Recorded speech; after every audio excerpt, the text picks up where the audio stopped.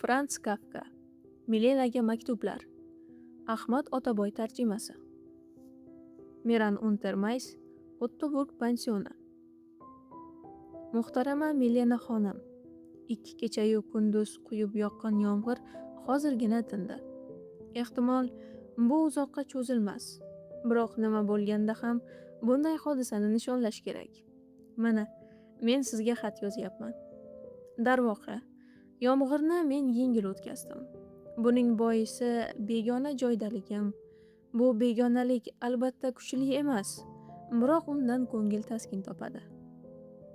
Axir siz ham, agar to'g'ri anglagan bo'lsam, bir martagina suvsiz uchrashuvni xotirdan o'chirishning hech iloji yo'q. Venadagi begonalikdan xursand bo'lganingiz. Shuning uchun ehtimol vaziyat hammasini yo'qqa chiqardi. Biroq siz ham bunday begonalikdan xursand bo'lasiz-ku, to'g'rimi? Lekin bu aftidan yomonlik alomati. Undan quvonmagan ma'qul. Men bu joyda bir nav yashayapman. Omonat tanamni bundan ortiq nazorat qilishlariga chidab bera olmasdim. Xonamning balkoni yam-yashil giyohlarga ko'milib ketgan. Uni maysa giyohlar chirmab olgan. Gullayotgan butalarga to'la. Bu yerning o't-o'lanlari g'aroyib. Shunday iqlimda ham Pragada bu ob-havoda suv ilon ko'lmaklar muzlab qolardi. Balkonim oldidagi gullarning kosachalari ohista ochilyapti. Ustiga ustak quyoshga yoki aniqrog'i qariyb bir haftadan beri bosib turgan bulutli osmonga qarab ochilib turibdi. Galtakesaklar va chumchuqlar, beyo'xshov tanishlarim meni yo'qlab turishadi. Men sizga Meranni tortiq qilishni juda ham xohlagan bo'lardim. Siz yaqinda bo'g'ilyapman deb yozdingiz. Bunda obraz mazmunga to'la to'kis uyg'un. Bu o'liklar esa ehtimol hammasini biroz bo'lsa-da yengillashtirarmidi. Chin dildan salom yo'llab, sizning Frans Kafka. 1920-yil aprel. Meran Untermays, Ottoburg pansioni. Muhtarama Milena xonim, men sizga Pragadan, undan so'ng Merandan bir necha yo'l xat bitib jo'natgan edim. Javob bo'lmadi. Mening xatlarimga albatta shoshilinch javob qilishga hojat sezilgani yo'q. Agar sizning sukut saqlaganingiz aksariyat hollarda xat yozishga rag'bat sezmaslikka moyil xotirjamlik belgisi bo'lsa, u holda men xursandman. Biroq tag'in yozayotganimning sababi nazarimda shunday ham bo'lishi mumkin. Men o'zimning o'sha xatlarim bilan sizni xafa qilib qo'ygandirman. U holda mening qo'lim ko'nglimga zid qo'pol ish qilgan bo'lib chiqadi. Yoki bundan-da og'iri. Siz xatlaringizda yozganingiz, o'sha bir fursat orom lazzati tugab bitgan va siz uchun yana mashaqqatli kunlar boshlangan. Birinchi taxmin bo'yicha men biror bir narsa deya olmayman. Chunki bunday niyat menga butkul begona. Qolganlari esa bir qadar ko'ngilga yaqin. Ikkinchi taxmin bo'yicha gumon qilishga ojizman. Axir qanday gumon qilayin? Faqat so'rab bilgim bor. Nega endi siz ozroq vaqtga bo'lsa-da Venadan ketolmaysiz? Siz boshqalarday boshpanasiz g'arib emassiz-ku. Balki Bogomiyada sayr qilish sizga kuch-quvvat bag'ishlarmidi? Agar biror bir menga noayon sabablarga ko'ra siz Bogomiyaga kelishni xohlamasangiz, u holda boshqa biror joyga, ehtimol Meranga kelsangiz yomon bo'lmasdi. Siz Meranda bo'lganmisiz? Xullas, men ikkisidan birini kutyapman. Yo siz sukut saqlashni davom ettirasiz va bu tashvishlanmang, ishlarim hammasi joyida degan ma'noni anglatadi. Yoki bir enlik xat jo'natarsiz. Chin ko'ngildan sizning Kafka. Ochig'ini aytsam, men tuyqusdan sizning chehrangizni aniq-tiniq eslay olmasligimni payqab qoldim. O'shanda sizning kafedagi stolchalar orasidan eshikka tomon yurib o'tganingiz ko'z oldimdan ketmaydi. Sizning qomatingiz, sizning ko'ylagingiz, bularning barini hanuz ko'rib turibman. Meram, bundan chiqdi gap o'pkalarda ekanda. Kun bo'yi boshimda shu fikr aylandi. Unday o'ylab ko'rdim, bunday o'ylab ko'rdim. Boshqa biror narsa haqida fikrlay olmadim. Kasallik meni qo'rqitgandan bunday holga tushganim yo'q. Ehtimol, men bunga ishonaman va sizning ishonmalaringiz buni aftidan tasdiqlaydi. Kasallik sizga yengilgina daxl qilgan. Biroq hatto o'pkaning jiddiy kasallangani, ozmi yo'qmi o'pkasiga zahar yetganlar hozir G'arbiy Yevropaning yarmisini tashkil etadi.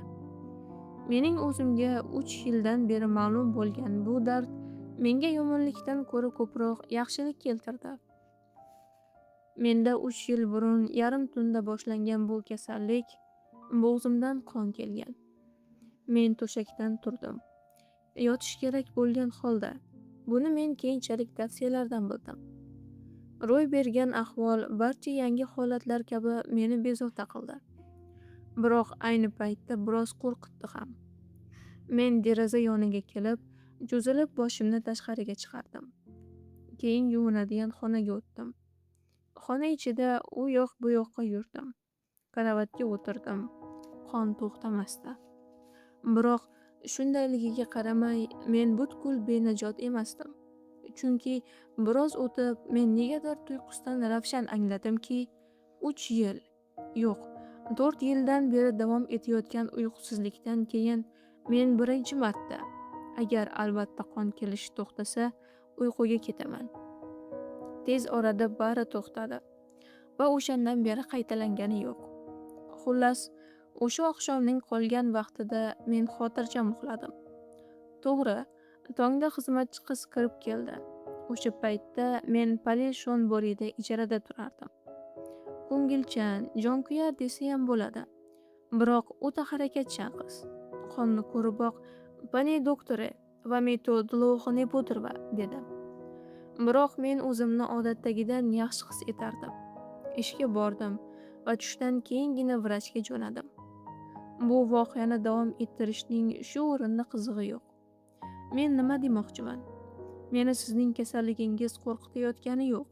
Qolaversa, men o'zimning ich-etimni yeb, xotiralarimni kovlashtirib, sizning nozik jussangizda qariyb dehqonlarga xos bardamlikni, tabiatan chayirlikni ko'raman. Yo'q, siz kasal emassiz. Bu ehtiyotkorlik xolos. O'pka xastaligi emas. Xullas, bu emas. Meni cho'chitgan narsa, balki bunday barbod bo'lishining sababi nima degan o'y. Bu yerda men avvalo siz yozgan gaplarni bekor deb hisoblayman. Cho'ntakda bir miri yo'q, faqat choy u olma, har kuni 2 dan 8 gacha.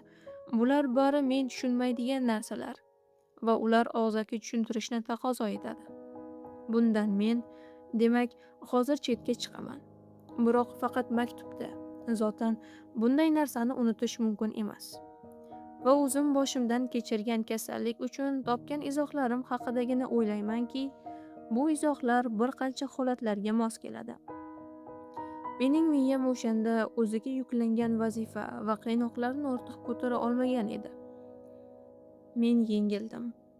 Agar kimgadir baribir imkoniyat darajasida yaxlitlikni saqlab qolish zarur bo'lsa, mening yukimni yengillatsin va shundagina biz ma'lum vaqt chiday olamiz, dedi u. Shunda o'pkalar ham ovoz berdi. Aftidan ularga baribir edi. Miya bilan o'pkalar o'rtasidagi mening roziligimsiz bu muloqotlar ehtimol dahshatli kechgan. Xo'sh, siz endi nima qilmoqchisiz? Mening tushunishimcha, sizni ozgina avaylash bu g'irt bema'ni gap. Bu hech nimaga arzimaydi. Sizni biroz avaylash zarurligini sizni sevgan har qanday odamga ayon haqiqat bo'lishi kerak. Bundan chiqdiki, da'vo topilibdi-da. Axir men aytdim-ku, yo'q, hazillashmayman. Ko'nglim ham hozir yayrab turgani yo'q va siz menga yangi, sog'lomroq turmush tarzini yo'lga qo'ya olishni uddalaganingiz haqida yozmaguningizgacha yayramaydi ham. Nega endi biroz vaqt Venadan keta qolmaysiz? Bu haqda men sizning oxirgi maktubingizdan keyin so'ramay ham qo'ydim. Men hammasini tushundim. Biroq Vena atrofida ajoyib joylar bor. U yerda sizga qarashardi. Men bugun boshqa biror narsa haqida yozmayman. Ko'nglimda hech qanday muhim gap yo'q. Qolgan hammasi ertaga. Jumladan, jurnal uchun minnatdorlik ham. Men hayajonlandim va xijolat tortdim. Xafa bo'ldim va suyundim. Yo'q, bugun yana faqat bir narsa haqida. Agar siz o'z uyqungizdan birgina daqiqasini tarjima uchun qurbon qilarkansiz, bu mening abadiy la'natlanganim bilan baravar ish bo'ladi. Negaki, bir kun kelib ish sudga oshirilganda hech qanday alohida tergovga hojat qolmaydi. Hammasi oddiy. U Milenani uyqudan mahrum qildi degan da'vo o'z isbotini topadi. Shu tariqa men mahkum etilaman va bu adolatdan bo'ladi.